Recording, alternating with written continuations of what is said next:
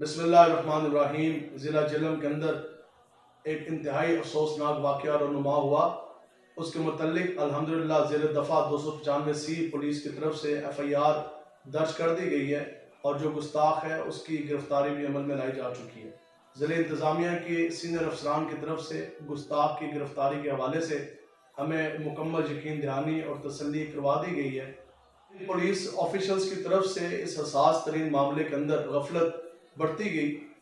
اس حوالے سے DPO صاحب جہلم کی طرف سے 2 رکنی DSP صاحبان کے اوپر مشتمل ایک اسپیشل کمیٹی کانسٹیٹیوٹ کر دی گئی ہے اور ان کے خلاف بھی محکمہ کارروائی کا آغاز ہو چکا ہے۔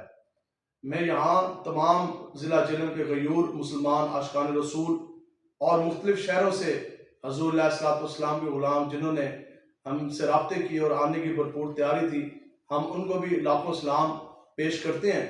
اللہ تعالیٰ سے دعا ہے کہ اللہ تعالیٰ مجھے اور آپ کو آخری دم تک اسی طرح پوری جرأت، قوت اور دلیری کے ساتھ امام الانبیاء کی عزت ناموس کا پہرے دار بننے کی توفیق عطا فرمائے۔